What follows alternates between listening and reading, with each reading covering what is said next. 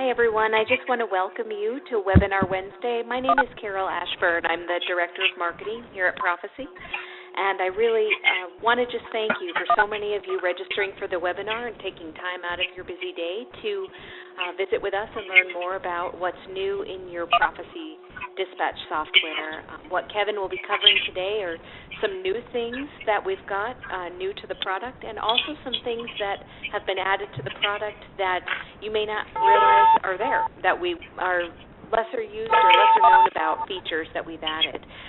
So wanted to just give you a quick overview of all of those things and answer your questions. So without further ado, I'd like to turn it over to Kevin Pasternak, our National Sales Manager, and he'll walk us through the software. Hi, everybody, and thank you for joining us today. I am going to go ahead and mute everybody so we have a bit of background noise. We will have a Q&A session at the end today, and so if you could do me a favor, as we go through the topics, if you do have a question on any of them, if you could just jot it down, and then we'll address all the questions at the end of the presentation. Thank you. So how do you find out about what's new in Prophesy? Well, there's really several ways. There's go to the accelerator, emailed out to you. We have blog posts on mile.com. We also have blog posts on the Excelos main website, so you can get information there. We have a Yammer customer portal, and for those of you that are not members of Yammer, Yammer is very similar to a Facebook. However, it's a private service. Yammer is designed just for the Prophesy and Excelos customers. We have our own group. If any of you on the line today are not a member of Yammer, and it's a great place to exchange ideas and learn more about the software with existing customers, I would recommend that you send an email in. You can email it just to sales@mile.com. Say you want to become a member of Yammer, you want a password, and we'll get that right out to you, or you could certainly email it to me or to your account manager. The other place to get information about the software is right in the release notes. And we used to print those notes out and send them to people. However, we found that a lot of people didn't read them. We wanted to cut down on paper costs, as I'm sure a lot of you do. And so what we do now is all of the release notes go out on the disk that you get. And so when you install your software, as all of you know, if you want to read the release notes or you want to read any of the manuals, if you just click on your Start button, go to the Prophesy folder. Within there, there'll be a Prophesy documentation folder, and you can read release notes. And also, once again, all of the Prophesy manuals are there, your dispatch reference manual, fuel tax manual, all of the manuals. So you can get the information from there. You'll also receive emails from us, and we've certainly done webinars like this in the past. And one of the things that people requested at our Visions user group last year, which was in Chicago in September, was to do more webinars like this so that we kept you up to date on items in the software. Today we're going to be covering a number of subjects, but the plan going forward is to have monthly or bi-monthly sessions like this, and they'll probably be much shorter, condensed, with just one or two topics. So we won't be taking as much of your time. Some of the items we're going to cover today include some new SMPT email settings. For those of you that have traditionally emailed from the Prophesy program, you know that you had to have a local email client. Many of you used Outlook or one of the other local clients.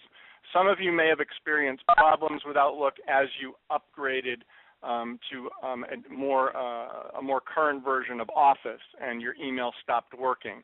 Well, the SMTP, or Simple Mail Transfer Protocol, is another process for how to send emails, and I'm going to go through and show you how to set that up within the program. We're also going to talk about some enhancements that have made to the integration to QuickBooks.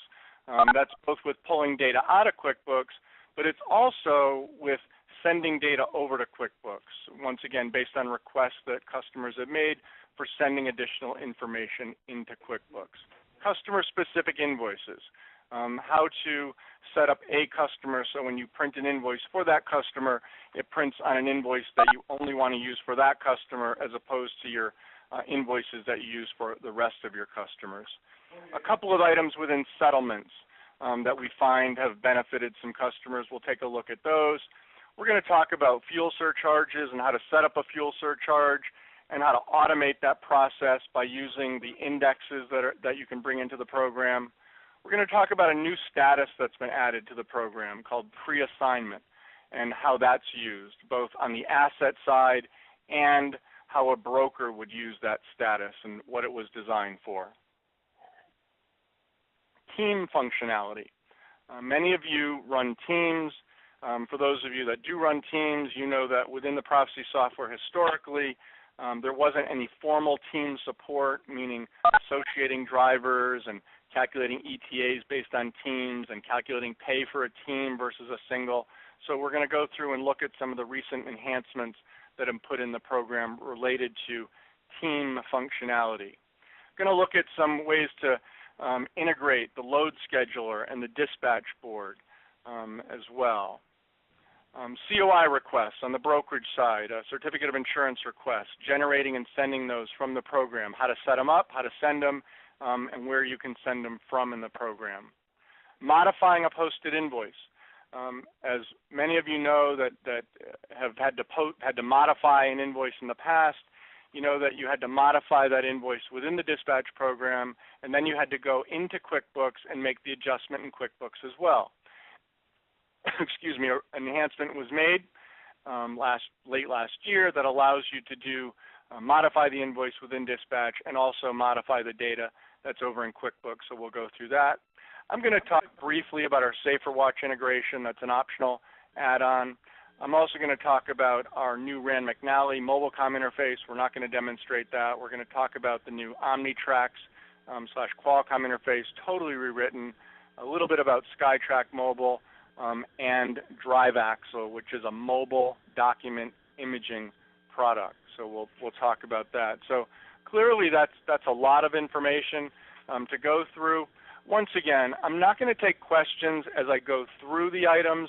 However, if you have any questions on a specific topic, please jot your question down, and at the end we will have a Q&A session. So let's go ahead and get started. First thing we're going to talk about is how to set up the new email protocol for the SMTP email. Very simple to do. You'll simply go into File, Preferences.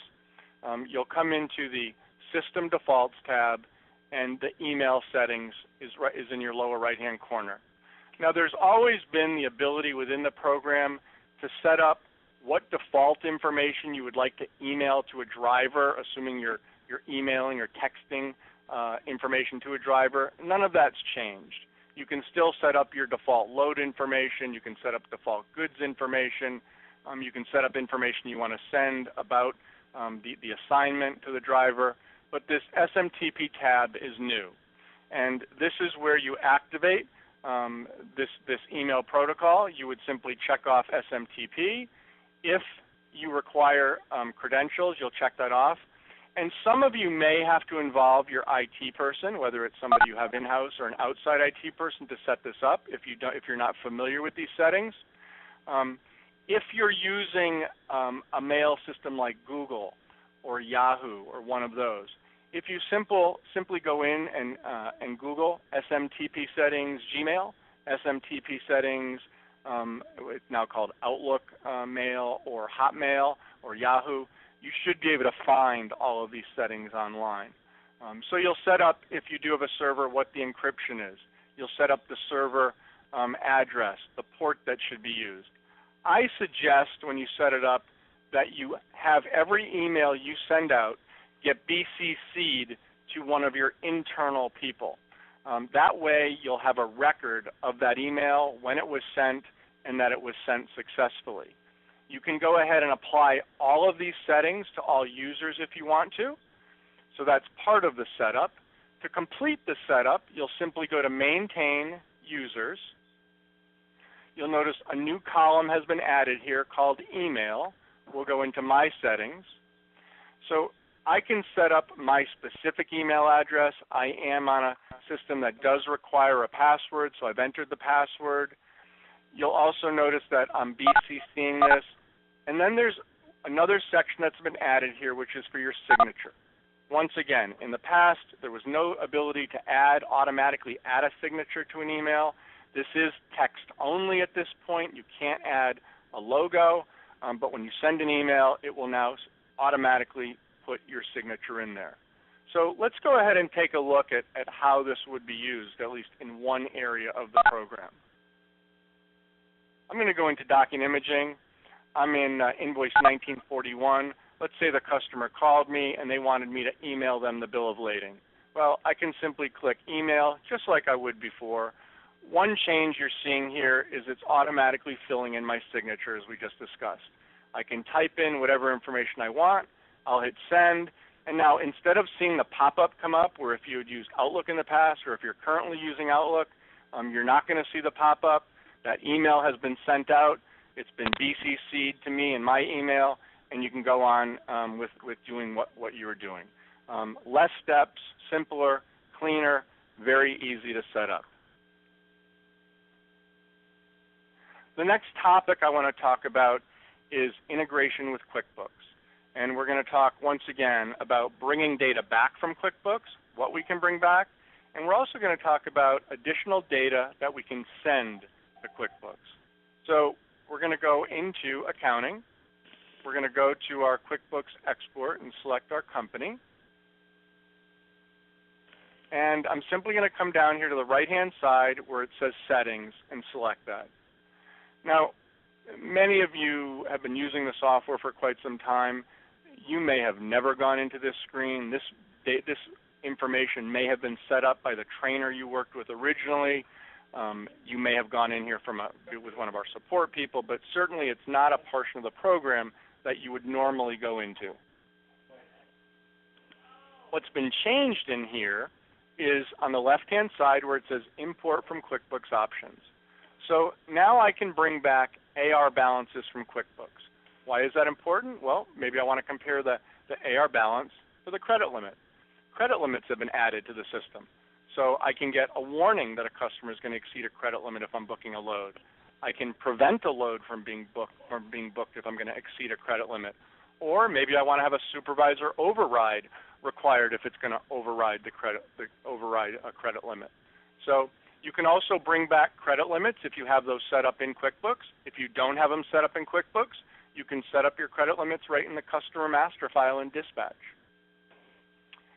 Import invoice and payment data. So I'm bringing in payment data right into a load. So historically, all of your AR, and all your AR is still going to be done in QuickBooks, and you're still going to run your receivables report in QuickBooks. But in Dispatch, maybe you want to display, has a load been paid? How long did it take for that load to be paid? Was it paid in full?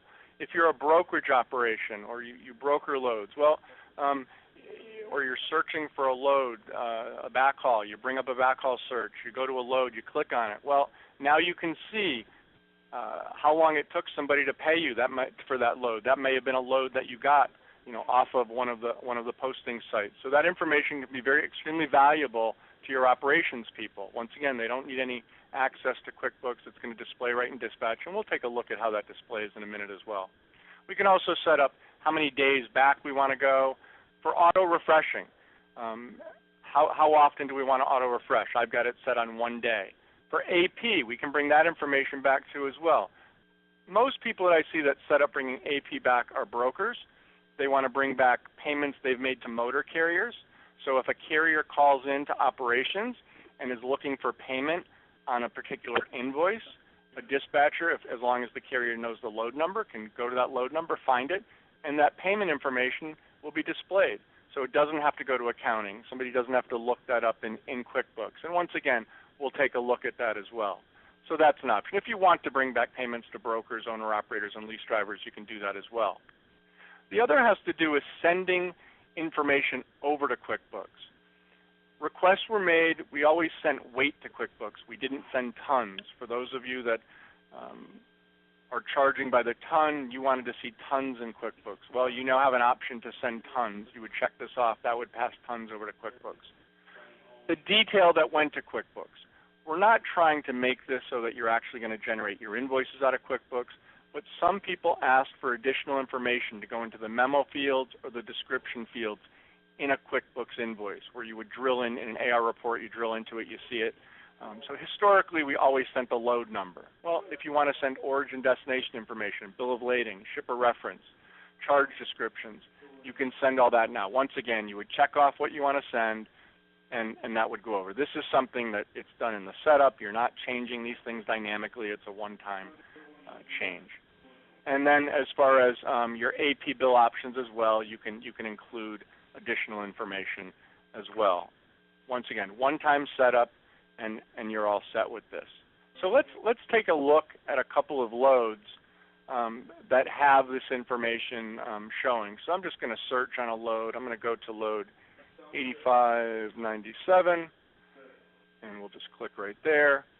So we can see for this load 8597, which is for customer Albany distribution, over in the top right-hand corner, I can see the credit limit. I can see the AR balance for this customer. I can see the average days to pay. So if I was booking a new load, this credit limit and AR balance would pop up, and if I was going to exceed the credit limit, well, once again, I could have some of those automatic flags come up. Oh, he's going to exceed the credit limit. Just notify the customer as a warning, or we don't want to book it, so don't let the dispatcher book it, or require a supervisor override, or it could just do nothing at all. Has the invoice been paid? The load been paid? We can see this one's been paid. Now, if it was partially paid, it would say partial. If it was not paid at all, it would say not paid. I'm going to click on that paid button, and now you can see it opens up. I can see the original invoice amount, the date it was invoiced, the date the customer paid me, the days they took to pay, and once again, if it was a partial payment, I would see the remaining balance here. One other thing you're also seeing here that's been added is the actual posted date. We had some requests from customers to display the posted date on a load instead of just the word posted, which made it easier for them to go back and look up some items. I'm going to close this load, and let's do a search now and just bring up a load that shows a carrier that's been paid. So let's say you get a call from the carrier, and they say they haven't been paid yet, haven't received their payment. Well, you can search on that load. Let's go to the assignment, and here it is, and we can see right here that indeed they were paid. And if we click on that, well, first of all, if they weren't paid, it would say not paid, or if they were partially paid, it would say partially paid. If they're paid in full, it's going to say paid. I click on it, it opens up. I can see the QB reference number, the amount they were paid, the balance, the date they were paid, the type of check, and the check number. Now, this bill was paid with one check, check 479. If for some reason you paid it with multiple checks, it would list all of the checks and the payments and the dates that they were made. Very simple to do that. Once again, the operations person doesn't need any access to QuickBooks. And all of these items we're talking about here, through the user security, you control people if you want them to be able to do this, want them to see it, don't want them to see it. So don't think that all of a sudden you put an update in and all these things are going to become visible to all users. It's all tied into user security. Customer-specific invoices is the next topic we want to talk about today. And just as a reminder, where you set up your invoices and preferences and billing defaults, freight bill type, detailed freight bill type, detailed master bill type is selected right there. And traditionally, if I went in for any customer to run an invoice, it's going to use a regular invoice, it's going to be a freight bill, master invoice is going to be the detailed master bill 3. Well, some customers wanted to have a specific invoice for a specific customer. Maybe it's one they had us custom create for that customer because they needed some special information. Maybe they just want to send them a very simple invoice. Well, what you can do now is go into maintain your customer shipper consignees, and down in the charge section, you're going to see added freight bill type. And you can see for this customer, I've selected basic freight bill type. All of your freight bills will be listed here. So when I generate an invoice for 31W, instead of it using the detailed freight bill, which is my standard or my default freight bill, it's going to use a basic freight bill. Simple change, however, one that in the past was pretty cumbersome if you wanted to change the freight bill for just one customer.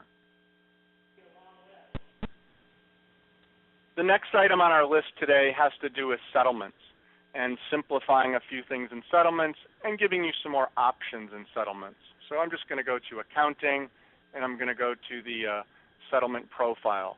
Once again, this is one of those screens that I find that people go into during their implementation and training. Generally, you probably haven't been back here since, maybe once in a while with a support person, or if you had some advanced training, you may have. But the specific item I want to talk about here is NTAs. This is another example of an item that was suggested by a couple of customers, and I tell people all the time that's how our development works. So if you have ideas, et cetera, please email those into us. But the customer or the customers requested the ability to auto-select NTAs based on load date filters. So what most of you probably have selected if you're giving NTAs today is always select any NTA for posting. The positive thing to that is that the NTAs are going to display automatically. The downside to that is if you're doing if you're paying your drivers for a pay period, let's say from the 1st of the month to the 8th of the month, well, any NTA is going to display, whether it was given after the 8th or not. However, if you now auto-select NTAs based on the load date filters, and you select those load date filters when you're doing your payroll, well, now you're only going to see NTAs that fall within that pay period, and they'll be auto-selected. You won't have to worry about going back and checking those. Should save you a tremendous amount of time on doing your settlements. Another item within the settlements that's been enhanced is what actually displays on the settlement report that you're giving to your drivers.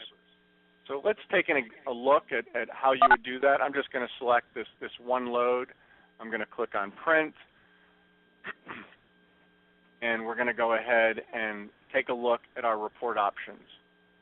This is another screen that you probably don't go into on a regular basis. It was either set up during your implementation, you may have changed it once or twice, but you generally would not come back here.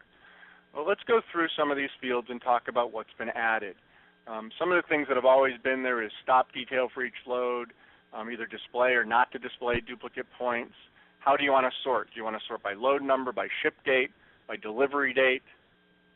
Showing equipment or not showing equipment, showing earnings detail or no detail, over and under and advances, fuel import transaction details, company resource advance amounts, year-to-date totals was something that was added sometime last year. And then we added these advanced options. And we added these because people came to us and said, well, you know, I want to show this, I don't want to show this. So now you can almost take it on a per item by item basis. Miles, rates, units, weights, pallets, tons, notes, reference numbers. If you want to display them, you can display them. If you don't want to display them, you would uncheck them and they will not display. Once again, this is not something that we find that people are going in and dynamically changing as they're processing their settlements. They're setting these items up and they're just leaving them the way they are. But you have many, many more options as far as how to set those items up today than you had in the past. Let's just cancel out of here. And we're going to move on to our next topic today, which is fuel surcharges, and how to set up fuel surcharges with using the new fuel surcharge indexes rather than the old way where you would create a fuel surcharge as part of a rate schedule. So the first thing I want to show you here is how to automate bringing in the fuel surcharge index information. So you go to File Preferences, Rating Defaults. On the bottom, you're going to see this URL is going to be filled in, and it's going to be Update Fuel Indexes, and you want to select Automatic Download. What this will do is every Monday afternoon, or if it's a holiday week like this week was on Tuesday, the system is automatically going to go out and download all of the indexes that the government publishes on a weekly basis. And it's going to auto-populate in your system. And let's take a look at those. We'll go to rating, and we'll go to fuel price indexes. And you can see here, going back several weeks, months, here's all the updates that came in based on the national index. I can go to East Coast and see East Coast. All of the index prices are all here. So the next thing that you would want to do is you'd want to go in and you'd want to create a fuel surcharge matrix. So we'll come into rating, and let's look at one that I've already created. So we'll simply go to fuel surcharges. And here's one that I created that's based on a percentage of revenue. And you can see it's based on the pickup date.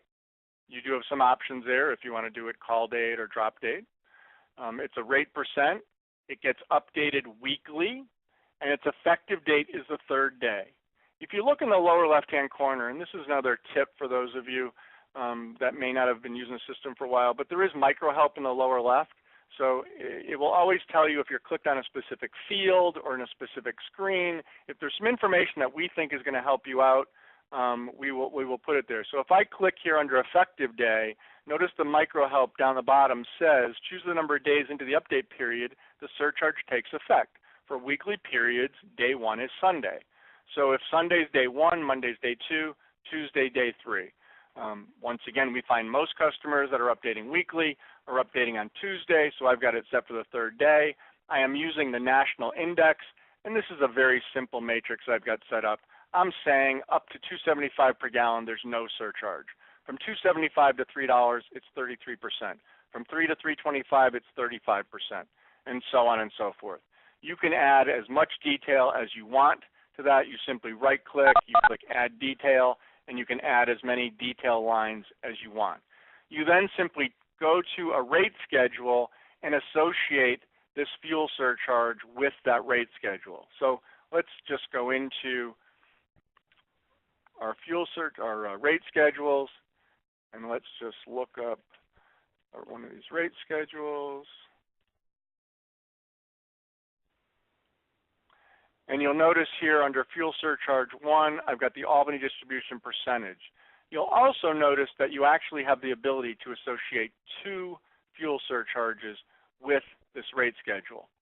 The reason for that is for those of you that are pulling reefers, you may want to have 1 fuel surcharge for your tractor and a second fuel surcharge at a different rate for the reefer unit itself. Once again, all of that is automated. You don't have to worry about going in, updating the surcharges the way you had to before. We had to go in and define the period and change it manually every week if something changed. Everything is done for you automatically. The next topic that we have to talk about today is a new status that we added called pre-assign. The reason this was added was from a planning standpoint. Customers said to us, you know, when we go through our planning, we don't want to show something that's assigned. We want to say it's pre-assigned, which means my operations people are still deciding what loads those drivers should be on. Or we don't actually consider it assigned until we talk to the driver because we give them an option. So that was one reason for adding the pre-assignment, or one way that you can use it. The second was for Mobilecom customers. For those of you that are using OmniTrax, RAND, PeopleNet, Teletrack, using our own application called SkyTrack, which runs on the Android phone. You know there's 2 ways to send loads to drivers today, or there were before the pre-assignment. One was you could have the system poll every X number of minutes to look for new loads or changes, and it would automatically send those out. Or 2, you could configure the system so it did not send loads out until you went into operations, mobile communications, selected the loads, and actually sent them out to the tractor or to the driver. Well, if you're using the pre-assignment feature, nothing gets sent to Mobilecom. So if you have the system set up where it automatically sends loads out, but you're doing planning, so you don't want the load to go out because you're still in a planning phase, leave it as pre-assigned. It won't get queued up for MobileCom. Once you go ahead and save it as assigned, it will get queued up for MobileCom and automatically be sent out to the driver based on your settings in your system. From a brokerage standpoint, pre-assignment, what uses does that have for you? Well, brokers would come to us and they'd say, we want a way in the system to tell that we've made a deal with a carrier to haul the load. However, we're waiting for paperwork to come back from them. It may be we're simply waiting to get the carrier confirmation signed and come back, or maybe we've sent them an entire carrier packet and we need to get that back. Well, you put it in a pre-assigned status, and then you know that you have not received all the required paperwork back from that load. So let's take a look at what that looks like. Let's simply go to our dispatch board, and let's pick, we'll pick a load. We'll pick this load 4149. I'm going to hit F11 just to bring up my assignment screen. And let's say I just want to assign or pre-assign a carrier to this load. Well, I can click pre-assign right there, and if I then go ahead and assign a carrier to the load, and we'll close that, you can see now it's in a pre-assigned status. If I did the same thing, let's pull that off. Let's remove that resource. And let's go ahead and do a new assignment, but this time let's go ahead and pre-assign a driver, and we'll also put a trailer on that load. Once again, all pre-assigned. And let's go ahead and close that and come back over to our assign loads. So now on the assign loads board, within the assign loads, we can see our default color, which is that salmon color. However, that load 4149 is showing up in this bright pink, and over here to the right, I am showing you the pre-assigned where it says yes. So if you want to see that on your board, you can customize your board by right-clicking and selecting what you want to view. You can see that item, and we can see that it's bright pink. Now, if we've confirmed that assignment, or if it was a MobileCom driver, we want to go ahead and release it, or if it was a motor carrier and we've received all the paperwork back and we just want to go ahead and confirm that it's assigned, well, we can highlight the load, click on status, the next status is assigned, click OK, and now that load is assigned. And you would simply continue through the system the way you normally would. The pre-assigned status is also available on the load scheduler. You can also use the pre-assigned status if you're splitting your screen and you're dragging drivers or carriers from the bottom up to pending loads. It will work any way that you do your assignment. So I'm just going to change this load back to pending and take all those resources off it, and it's back the way it was. So that is the pre-assigned feature that's been added to the system. And that's on by default. There's nothing that you have to do special to activate that. The next item I want to talk about is team functionality. For those of you that run teams, you know that when doing your assignments, you had to assign both drivers separately. There was also a concern with many of you that the ETA that was being calculated for the load was not accurate because it wasn't considering that there was a team on there. You also had to go in and change, if sometimes you ran a team and sometimes you didn't, you had to go in and change the pay rate and to make sure you're paying that driver at the right rate based on a team instead of an individual pay rate. Well, what we've added here, and once again, this will be on by default, so you can just go in and set it up. There's nothing special. Let's just go in to maintain drivers, and let's go to driver Davis. The change that's been made that you'll notice is here on the payments grid. You always had a loaded mile rate and an empty mile rate. That's as a single. However, we've now added team rates. We have a loaded mile team rate, also added an empty mile team rate. So you can actually, if you just run teams, you'll just set up the team rate. If a driver could run both as a single and as a team, you can set up both rates. If you assign the driver as a single, it's going to automatically pull the single rate. If you assign that driver to a load as part of a team, it's going to automatically pull the team rate as long as this box that's checked here that says Run Team is selected, and that can be selected from here. You'll also see it on the assignment screen. So you check off that he is a team. I'm going to make Davis. Davis is set up as part of a team right now, so it's checked off. I've also selected his partner, who is Flynn, and I've reserved a tractor for the team. Let's go over to driver Flynn's file. And we can see, I just so happen to have them set up at the same rates, but you can see his partner is Davis, and you can see the tractor that's reserved is 04CT. So from you using that, let's go over and pick a load, and let's just go ahead and do an assignment. And let's just pick driver Davis and close that. So we can see now that when I assign driver Davis, automatically the system assigned driver Flynn. It also automatically assigned the tractor. And if I wanted to click the pay button to calculate the pay, you'll see that driver Davis's pay has been calculated based on the team, and driver Flynn's pay has been calculated as part of the team.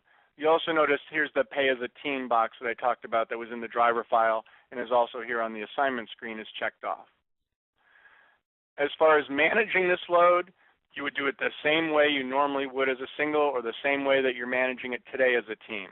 The other thing that you can expose that I find some people don't realize is on the assignment, on the dispatch board itself, you can show both drivers. You can show driver 1 and driver 2 if you want to see both of them on the board. So let's just go ahead and right-click and let's clear these resources from that load. And that's the team functionality that's been added. Once again, if there's any questions on any of these subjects that we're covering today, if you'd please make a note as we go through, and we will have a Q&A at the end. The dispatch board and the load scheduler. I'm going to bring the board up, I'm going to bring the load scheduler up, and I'm going to go to Window, and I'm going to say Tile them horizontal. At our users group in Chicago this past September, this was another item that was discussed there, was the load scheduler. And there were requests from customers at that point to show more information on the load scheduler. And it's not a request that just happened there. It certainly has happened a number of times before that. People asked about over here where the pending loads are. They wanted to put date filters over here. Or they wanted to see any special equipment that was required for that load. And we had a real estate problem there as far as how to get all that information into this little space on the load scheduler.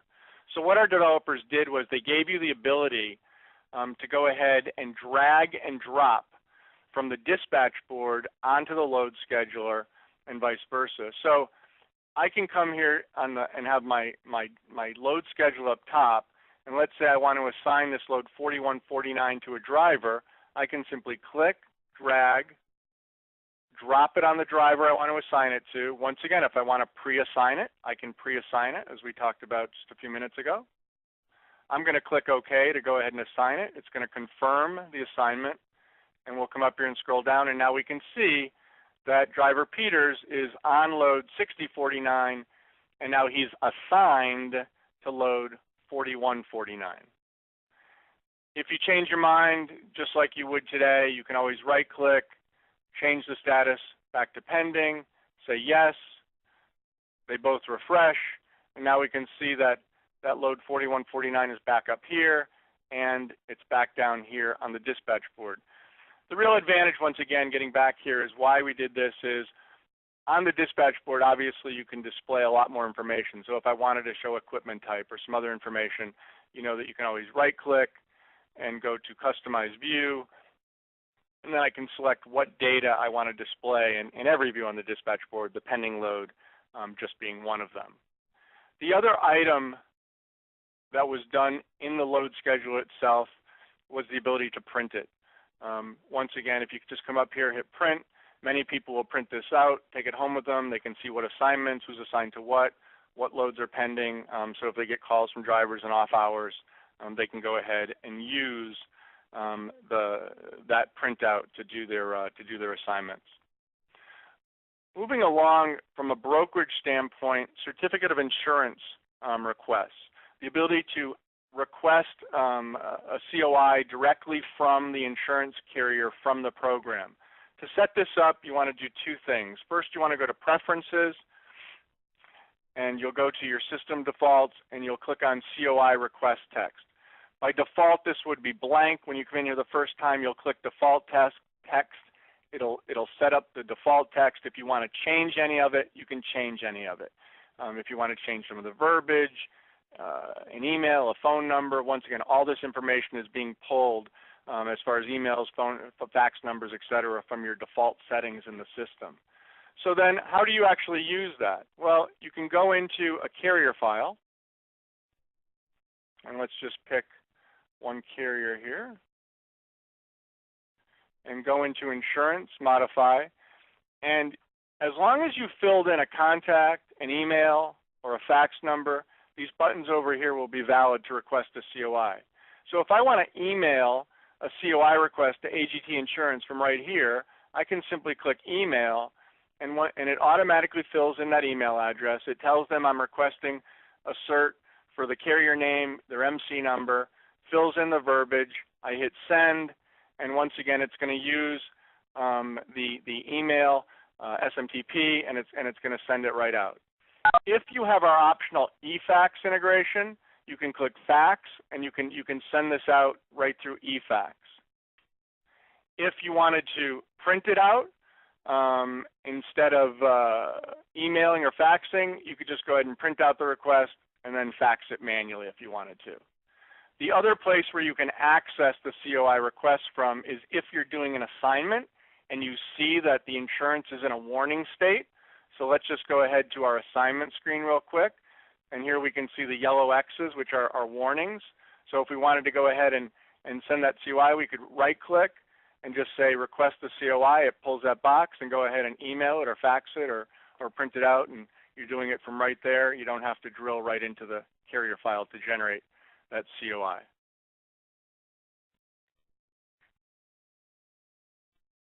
Modifying a posted invoice. Once again, as you know, historically, to modify a posted invoice, you had to make the change in the dispatch program and then go into reprint the invoice if you choose to, and then go into QuickBooks and make the change. That can all be done in one process now. So the first thing I want to do is I want to go to QuickBooks, and I want to show you an invoice that's over here, and we're going to look at invoice number 8627 that has already been sent over here to QuickBooks. And we can see the total is $5843.70. The important thing here is that we haven't received any payments against this invoice. So the scenario we're talking about here mainly is you've emailed a customer, or you've sent an invoice to a customer, and they've called you because they feel that they've been overcharged. So you've reviewed that invoice and you've agreed with them, yes, indeed, we overcharged you, so let's make that correction. So we're going to go to Accounting, we're going to go to Print Post Freight Bills. We're going to come up here and we're going to look at ones that were previously posted. And we're simply going to search for that invoice that we want to modify. And the invoice we want to modify in this case is 8627. So we'll go ahead and search for it. Here it is. We'll select it. And now we're going to right-click on it, and we're going to say Reverse the Freight Bill. And it's going to ask us, do we really want to do that? Yes, we do. It's going to bring it up.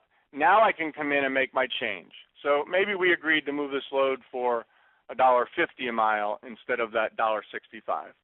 And I'm going to go ahead and save that. I'm going to close it. A reverse transaction for the invoice has been posted to accounting, and the bill is now available for reposting. So we'll click OK there. We'll come over to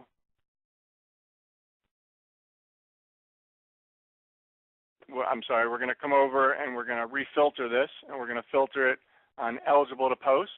And we're going to go ahead and select that invoice 8627 right there. Let's just go ahead and select it. Let's go ahead and print that invoice. Here you can see it's printing with the new rate. And we'll just say we printed it. We'll say it did print. Yes, it did. And let's go ahead and post it.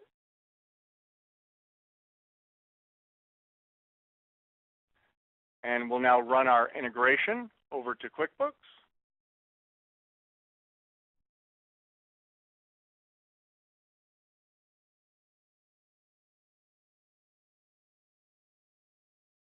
And we'll go into QuickBooks.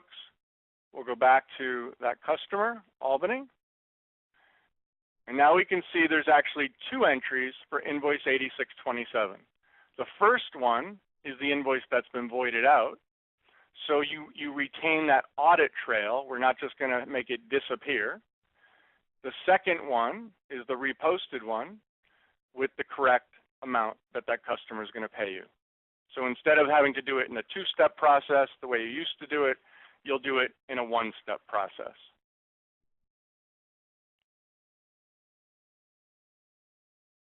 We're running a little bit short on time here. The next item I was going to talk about was going to be our SaferWatch integration.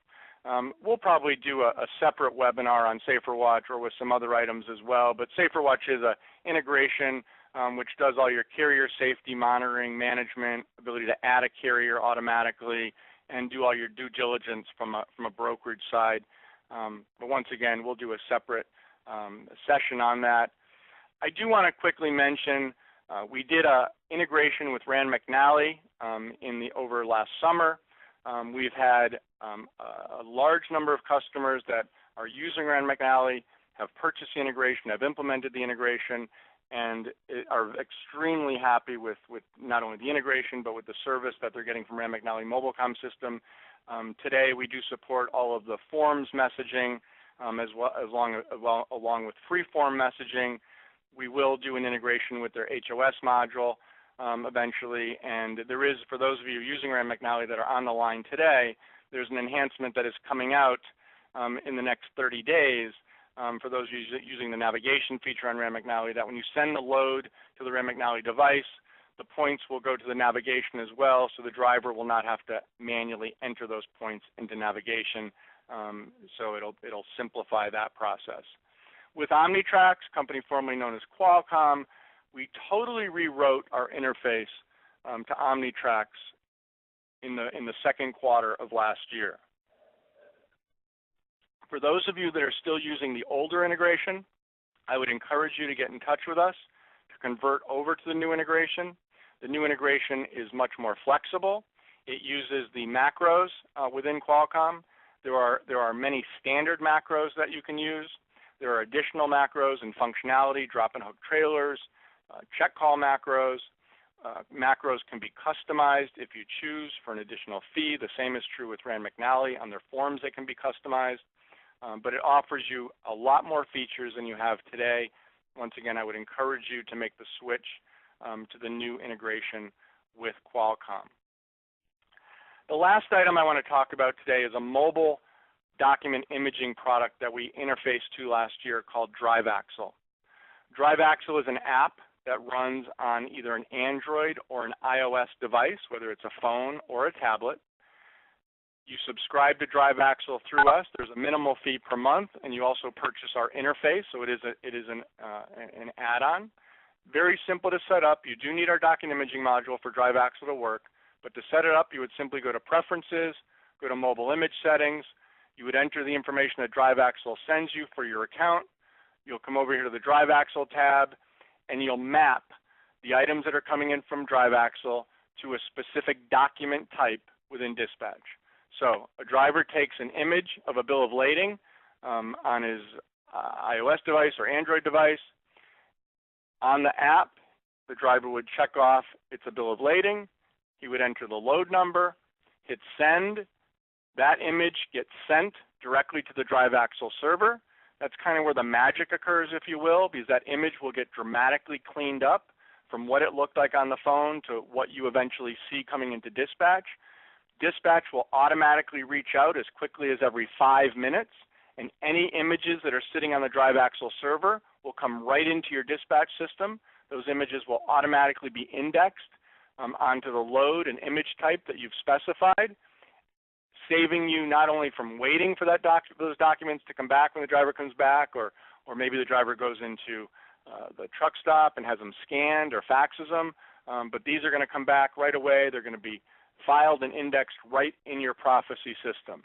And to see an example of an image that came back, let's go into document imaging and let's look at load 8514. And under reference note, you can see drive axle. That means that that image came in via drive axle. And I'll just double click on it to bring it up. And you can see this was taken actually with my Android phone. Anybody that's taking pictures with an Android phone, at least one that's not the newest one, you know, they're a little bit dark in places, but you can see how bright this is. It looks like I scanned it right in my office. Once again, that's the magic on the drive axle server doing that. Not only does it increase, you know, you getting the paperwork back, you can invoice more faster, but also driver satisfaction from getting all that back and not having to worry about sending it or standing around the truck stop or faxing things in a truck stop, just much easier for them. So that's how it comes back, where it shows up in the system. Once again, very simple process with drive axle. There is, by the way, we are running a special this month. I'm sure many of you saw the emails on the interface to drive axle. So if that's something you're interested in, you can follow up with me or, once again, with whoever your account manager is.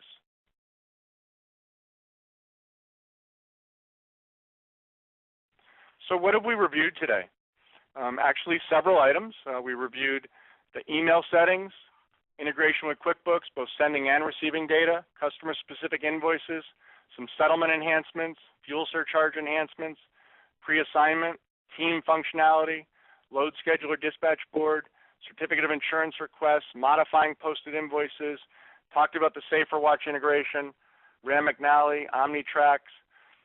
A little bit I'd mentioned our SkyTrack mobile application that runs on the Android system, similar to a RAND or an OmniTrax, and once again, drive axle, which we just talked about.